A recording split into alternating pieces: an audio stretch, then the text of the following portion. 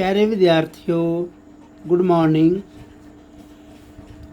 जिस तरह तुहानू पता कि असी चैप्टर डेरीवेटिव्स का कर रहे हैं, डेरीवेटिव्स के बेस्ड क्वेश्चन कर रहे हैं।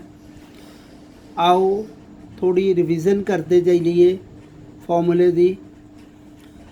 तो जिस तरह असी +1 दे विच भी कीता होया d D x of x raise पर n is equal to n x raise पर एन -1 मीनस पावर अगे आ जाती है, पावर एक लैस हो जाती है। एक्स दी एन का डेरीवेटिव हो गया एन एक्स दी एन -1, पावर अगे पावर एक लैस हो जानी। साइन एक्स का derivative cos x minus d over D x of sine x is equal to cos x, d over D x of cos x is minus cos x का derivative minus sine x, tan x का derivative secant square x, cot x का derivative minus cosecant square x, secant x का derivative secant x tan x, cosecant x का derivative minus cosecant x cot x. Repeat करिए, x raise पर n का derivative n x सी n -1, power अगे लिया के एक पावर घट जानी है। साइन एक्स का derivative cos x, cos x का derivative minus sine x, tangent x का derivative secant square x, cot x का derivative minus cosecant square x, secant x का derivative secant x tan x, cosecant x का derivative minus cosecant x cot x, e raise पर x का derivative e raise पर x, log x का derivative 1/x। तो ये देख लो एक बारी डेरीवेटिव्स।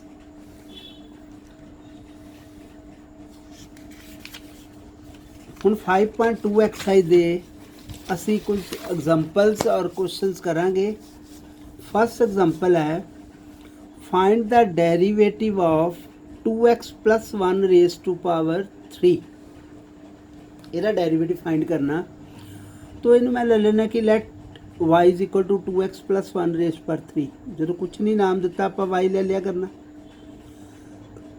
y लैके differentiating both sides with respect to x असी लिखना। Let y is equal to this differentiating both side with respect to x। y का डेरिवेटिव बन गया dy ओवर dx। इधर लिख देना D over D x of 2x + 1 raise to power 3। तो वही रूल आप पावर रूल जोड़ा है, पावर अगे आ गई, एक पावर घट गई, 3 की जगह की रह गया 2। तो पावर नू छड्ड के विच वाले का डेरीवेटिव, इनू आप चेन रूल भी कहने हैं। पहला पावर अगे आ गई, पावर घट गई, तो पावर नू छड्ड के विच वाली टर्म का डेरीवेटिव नाल करना। इत्थे रूल उही है एक्स रेस पर एन वाला, एन एक्स रेस पर एन -1 वो लगाता, 3 अगे 2x + 1 रेस पर 2 हो गई, तो मुड़ के 2x + 1 का डेरीवेटिव।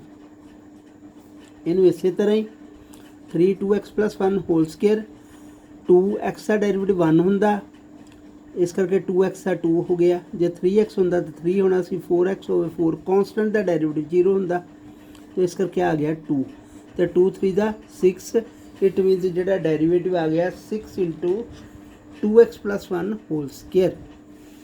नैक्सट एग्जांपल है find the derivative of the function given by f(x) is equal to sine x square.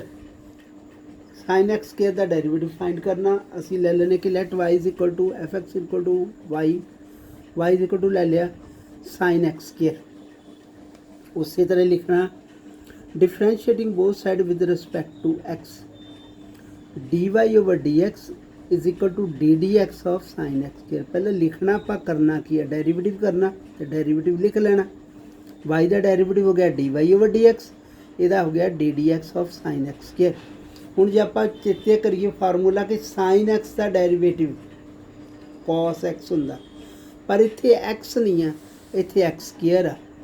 जदों एंगल जिहड़ा है ये होर होवे, पहला तो उदा ही फार्मूला लगाना जो साइन एक्स का कॉस एक्स का माइनस साइन एक्स टैन का सीकेंड स्केयर एक्स कॉट का माइनस को फार्मूला उदा ही। ਐਂਗਲ ਇਹੀ ਲਗਾ ਦੇਣਾ ਉਹਦੇ ਨਾਲ, ਜਿੱਦਾਂ ਸਾਈਨ ਐਕਸ ਦਾ ਡੈਰੀਵੇਟਿਵ ਕੋਸ ਐਕਸ ਹੁੰਦਾ ਤੇ ਇੱਥੇ ਐਂਗਲ ਹੈਗਾ ਐਕਸ ਸਕੇਅਰ ਤੇ ਕੋਸ ਐਕਸ ਸਕੇਅਰ। ਮੁੜ ਕੇ ਐਂਗਲ ਦਾ ਡੈਰੀਵੇਟਿਵ ਜੋ ਇਹਦੇ ਨਾਲ ਲੱਗਾ ਆ ਉਹਦਾ ਡੈਰੀਵੇਟਿਵ ਐਕਸ ਸਕੇਅਰ ਦਾ ਫਿਰ ਡੈਰੀਵੇਟਿਵ। ਐਕਸ ਸਕੇਅਰ ਦਾ ਡੈਰੀਵੇਟਿਵ ਕੀ ਹੁੰਦਾ, ਪਾਵਰ ਅੱਗੇ ਲਿਆ ਕੇ ਪਾਵਰ ਘੱਟ ਜਾਣੀ, ਐਕਸ ਸਕੇਅਰ ਦਾ ਡੈਰੀਵੇਟਿਵ 2x ਹੋ ਗਿਆ। तो सारे का आंसर बन गया साढ़े को 2x cos x square, sine x square का cos x स्केयर, मुड़ के x स्केयर का फिर डेरिवेटिव वो 2x आ गया। इट मीनस साढ़े को dy dx आ गया 2x cos x स्केयर। मीनस याद रखना कि जो भी ट्रिग्नोमैट्रिक फंक्शन है एंगल कोई होर है फार्मूला उस तरह लगाना जो दसे हुए है। साइन एक्स का डेरिवेटिव cos x का derivative minus sine x, tan x का derivative secant square x, cot x का derivative minus cosecant square x, tan x का derivative secant square x, cot x का derivative minus cosecant square x. फार्मूले उदा ही मुड़ के angle का फिर डेरिवेटिव जोड़ा है वो असी करना नाल, इस चीज़ का ध्यान रखना। होर करते इस नाल दा क्वेश्चन असी जोड़ा है find the derivative of tan 2x plus 3। हुण इत्थे एंगल किहड़ा 2x प्लस 3 और tan x का डेरिवेटिव की हुंदा सीकंड स्केयर x। लिखना उदा ही let y is equal to tan 2x plus 3 differentiating both side with respect to x dy over dx is equal to ddx of tan 2x plus 3। tan का derivative tan 2x plus 3 का secant square 2x plus 3 मुड़ के angle का derivative 2x plus 3 का, जिदा 2x का कितना हुंदा 2, 3 का तो 0 आ जाना। तो इट मीनस जो डी वाई डी एक्स आ गया साढ़े को 2 सीकंड स्केयर 2x प्लस 3। समझ गए। हूँ नैक्सट है differentiating sine cos X square with respect to X. हूँ देखो साइन का एंगल आया जिदा साइन एक्स का डेरिवेटिव की होंगे कॉस एक्स, तो जो हूँ यदा डेरिवेटिव करना कॉस एक्स स्केयर एंगल का फिर डेरिवेटिव एंगल आया कॉस एक्स स्केयर। बस आ चीज़ का ध्यान रखना चेन रूल का। साइन लिए एंगल आया कॉस एक्स स्केयर तो कॉस लिए एंगल हैगा एक्स स्केयर। तो differentiating both side with respect to X, Y का हो गया D Y D X is equal to D over D X sine cos X square. हूँ sine का derivative होंगे कॉस, एंगल उदा ही लिख देना कॉस एक्स स्केयर। हूँ एंगल का डेरिवेटिव कॉस एक्स स्केयर का, कॉस एक्स का derivative minus sine x square, x square का फिर डेरिवेटिव क्योंकि ये लिए एंगल आया एंगल का फिर करना एक्स स्केयर का 2x हो गया। तो आंसर साढ़े को बन गया आ वाला minus 2x sign x square cos of cos X square. ध्यान ना देख लो।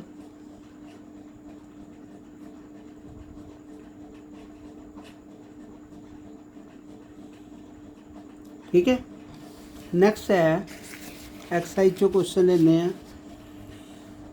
फोर्थ क्वेश्चन है differentiate secant tan under root X. Secant लिया एंगल आ हूँ सीकेंट एक्स का डेरिवेटिव की होंगे पहला तो तुहाडे दिमाग 'च आ जाना चाहिए कि फार्मूला सीकेंट एक्स का डेरिवेटिव होंगे सीकेंट एक्स टैन एक्स। आ सारा ही एक्स वा सीकेंट लई मुड़ के फिर इस एंगल का डेरिवेटिव करांगे बाद पूरा आह टैन अंडर रूट का चेन रूल। तो लिखा let Y is equal to secant of tan under root X differentiating both side with respect to X D Y over D X is equal to D D x of secant tan under root X. ये बन गया secant x है ना, secant x का क्या होंगे secant X tan X, X का सारा ही है। It mean secant of secant tan under root X into tan under root X. Secant ही फार्मूला लाया ना। हूँ टैन अंडर रूट एक्स आ फिर डेरीवेटिव टैन का डेरीवेटिव की होंगे secant square under root X हो गया अंडर रूट एक्स का फिर डेरीवेटिव चेन एंगल का करते ना मैं दसिया एंगल का फिर करना सीकेंट एक्स लिए जोड़ा है angle tan under root x सी वह टैन का secant square under root x आ। हूँ अंडर रूट एक्स का मतलब होंगे एक्स की पावर 1/2। यदा डेरिवेटिव किदा करीदा पावर अगे लिया के पावर घटा देनी ਹੁਣ 1/2 ਅੱਗੇ ਲਿਆ ਕੇ 1/2 ਚੋਂ 1 ਘਟਾਵਾਂਗੇ, ਕਿੰਨਾ ਹੁੰਦਾ -1/2। ਇਹ ਨੈਗੇਟਿਵ ਪਾਵਰ ਥੱਲੇ ਲੈ ਆਉਣੀ ਆ, ਪੋਜ਼ੀਟਿਵ ਬਣ ਗਈ, ਤੇ ਬਾਕੀ ਜਿਹੜਾ ਆਨਸਰ ਅਸੀਂ ਲਿਖ ਦੇਣਾ ਉੱਦਾਂ ਹੀ। ਲਿਖ ਲਓ ਧਿਆਨ ਨਾਲ, ਬਾਕੀ ਸਟੈਪ ਧਿਆਨ ਨਾਲ ਦੇਖ ਲੈਣੇ ਆ ਬਸ। ਔਰ ਨੈਕਸਟ ਕੁਐਸਚਨ ਹੈ ਸਾਡੇ ਕੋਲ, question number 8, differentiate cos √x with respect to x। ਹੁਣ ਇਹਦਾ ਛੋਟਾ ਜਿਹਾ ਕੁਐਸਚਨ ਲਿਆ ਮੈਂ ਲਾਸਟ ਦੇ ਵਿੱਚ। let y is equal to cos √x, differentiating both sides with respect to x, dy over dx is equal to ddx of cos √x। cos the derivative minus sign ਹੁੰਦਾ, ਨਾਲ √x ਲੱਗ ਗਿਆ, ਤੇ ddx of √x। √x ਦਾ ਮਤਲਬ ਹੁੰਦਾ power 1/2, √ ਦਾ power ਅੱਗੇ ਆ ਗਈ 1/2, ਪਾਵਰ ਘਟ ਗਈ, -1/2 ਰਹਿ ਜਾਂਦੀ, 1/2 ਚੋਂ 1 ਘਟਾਵਾਂਗੇ। ਹੁਣ ਇਹਨੂੰ ਥੱਲੇ ਲਿਆ ਕੇ ਪੋਜ਼ੀਟਿਵ ਬਣਾ ਲੈਣਾ, ਤੇ ਸਾਡੇ ਕੋਲ ਆਹ ਜਿਹੜਾ ਆਨਸਰ ਆ। तो बेटा ये सी चेन रूल ते बेस क्वेश्चन एक्सरसाइज 5.2 ਦੇ ਵਿੱਚੋਂ ਧਿਆਨ ਨਾਲ ਦੇਖ ਲਓ, ਰਿਵੀਜ਼ਨ ਕਰੋ, ਔਰ ਬਾਰ-ਬਾਰ ਜਿਸ ਤਰ੍ਹਾਂ ਕਿਹਾ ਜਾਂਦਾ ਹੈ ਕਿ ਰੈਗੂਲਰ ਕੰਮ ਕਰਦੇ ਚੱਲੋ, ਔਰ ਪਿਛਲੀ ਜਿਹੜੀ ਰਿਵੀਜ਼ਨ ਨਾਲ ਕਰਦੇ ਜਾਓ। ਘਰ ਨੂੰ ਸਕੂਲ ਸਮਝ ਕੇ ਪੂਰੇ ਟਾਈਮ ਟੇਬਲ ਦੇ ਅਕੋਰਡਿੰਗ ਜਿਹੜਾ ਹੈ, ਸਵੇਰੇ ਜਿਸ ਤਰ੍ਹਾਂ ਸਕੂਲ ਜਾਂਦੇ ਸੀ ਉਸੇ ਤਰ੍ਹਾਂ ਹੀ ਸਕੂਲ ਟਾਈਮ ਟੇਬਲ ਦੇ ਅਕੋਰਡਿੰਗ ਜਿਹੜਾ ਹੈ ਸਵੇਰੇ ਉੱਠੋ, ਆਪਣੀ ਤਿਆਰੀ ਕਰੋ ਔਰ ਬੈਠ ਜਾਓ ਪੜ੍ਹਾਈ ਕਰਨ। ਪੂਰਾ ਟਾਈਮ ਟੇਬਲ ਸਕੂਲ ਦੇ ਹਿਸਾਬ ਦੇ ਨਾਲ ਪੜ੍ਹਾਈ ਕਰੋ, ਆਰਾਮ ਦੇ ਨਾਲ, ਠੀਕ ਹੈ। ਪੂਰੀ ਤਿਆਰੀ ਕਰਕੇ ਜਿੱਥੇ ਪ੍ਰੋਬਲਮ ਆਉਂਦੀ ਹੈ ਉਹ ਟੀਚਰਸ ਨੂੰ ਤੁਸੀਂ ਪੁੱਛ ਲੈਣਾ ਹੈ। Thank you.